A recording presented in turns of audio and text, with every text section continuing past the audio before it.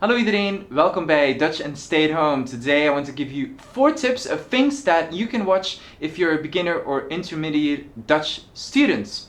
Alright, let's go. So, tip number 1, watch relatable material. And while this tip is, I understand, vague, what do I mean by that? It means just investing time searching for material that you like, that you're interested in, or that you already know a lot about. Because basically the problem with a lot of beginner or intermediate students is that they expose themselves to material or things in general that they don't necessarily know a lot about, so they're already, struggling with the language and at the same time trying to understand the topic at hand. So that's kind of double the work. That doesn't make a lot of sense in my book. So what is a lot more productive is just go to YouTube, go to the website of one of the Belgian or, well, rather Flemish television channels or one of the Dutch television channels, and just search for a topic that you're interested in related to your hobbies, work, personal interests, whatever, and just see what material there is about your home country as well,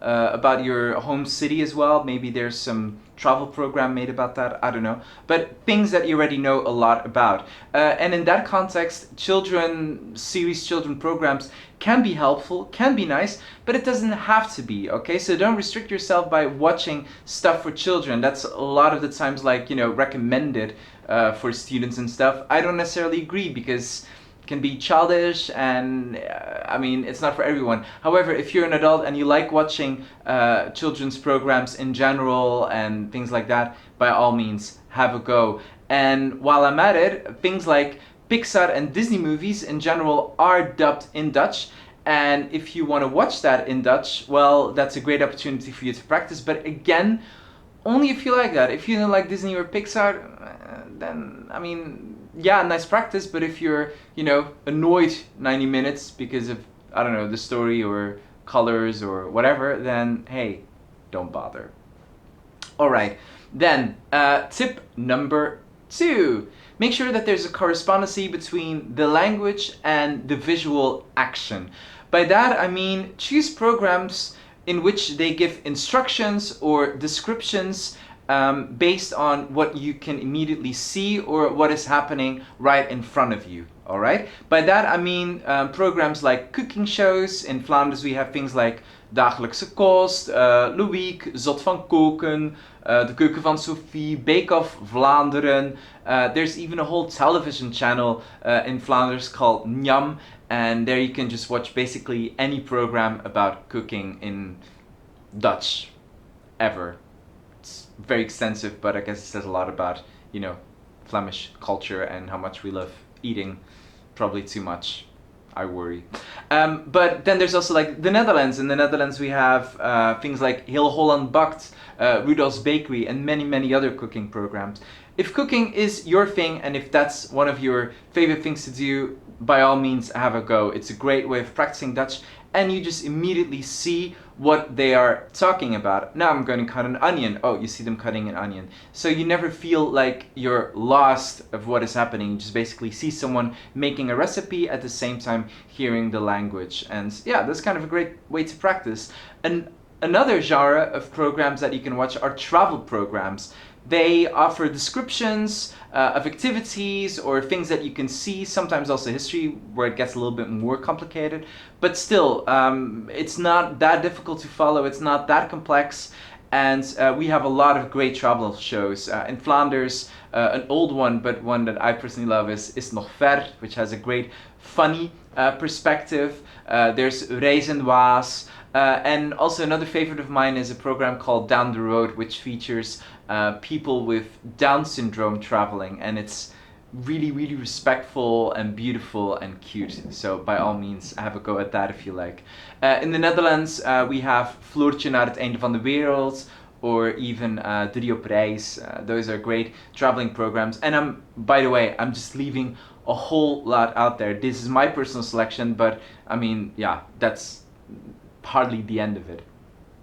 Another genre of programs are reality shows. So in the Netherlands, for example, a very good one, and right now very much hype, is De Meilandjes, about a very rich family, and they just do, I don't know, things, and it's kind of funny.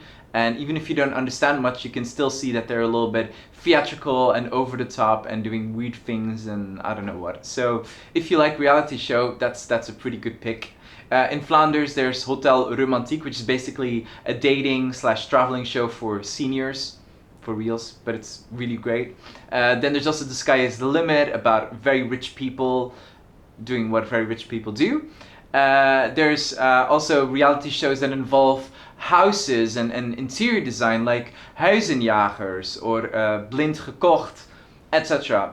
These are just some ideas. And then in general also, you don't really find that on television, but also on YouTube. I'm sure you could find like Dutch or Flemish YouTubers making videos about yoga, exercise, sports, and now with the whole corona thing, doing sports at home maybe.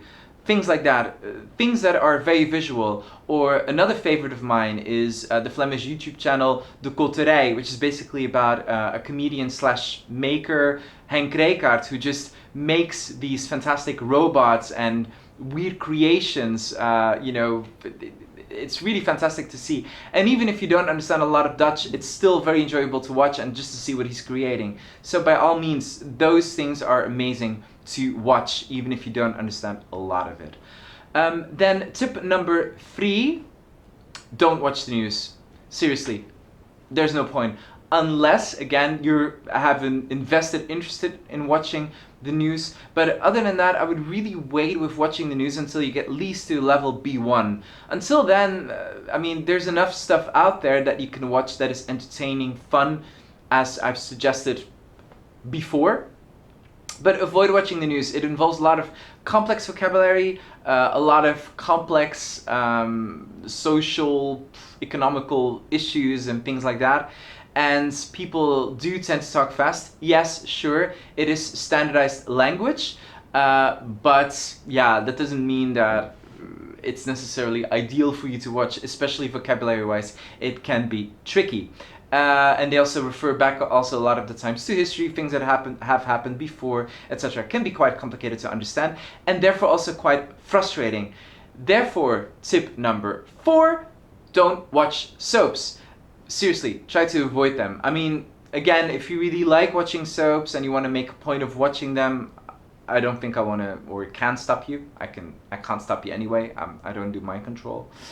But in general, soaps are pretty pointless because it's a lot of people talking about things that have happened, that are going to happen, that might not happen, about people that are not in the same room. It's super unvisual. It's a lot of talking. It's not clear a lot of the times what is happening, and you might end up feeling super frustrated or annoyed or angry or irritated or just demotivated after a while because you think like, well, I'm never gonna understand this whole Dutch language thing. And I totally understand if that is the thing that you're watching, especially when you're a beginner or intermediate. So that's why I would say avoid soaps. And that brings me just in general to my conclusion. Just watch things that you enjoy, and if you watch things, just do it for the right purpose. If you really want to do to learn vocabulary and things, then there's better material out there, including course books or even the fantastic site netbox.be, which features short fragments from random videos from the news or from other programs from Flemish channels, Flemish broadcast channels.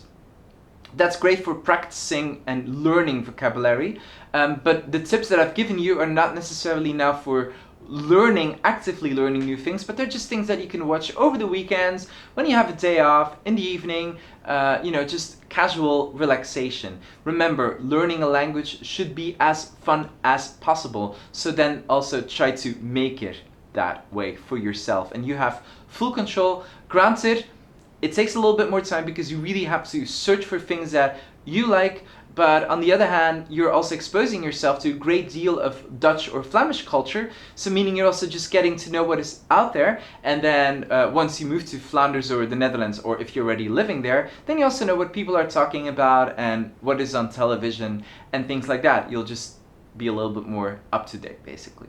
So there you go, those are my 4 tips on things that you can watch even if you're a beginner or intermediate Dutch students. I hope you thought that this video was interesting or helpful. Did I leave out any tips? Is there anything that you would like to include? If you're a beginner or intermediate student, please leave a comment in the comment box down below. And if you're a more advanced student, please check out my previous Spreektaal video in which I talked about my personal favorites, series and movies and other things like that in Dutch that I like to watch, but that is especially handy if you're an advanced student. For beginner or intermediate students, please check out the tips that I've just given you.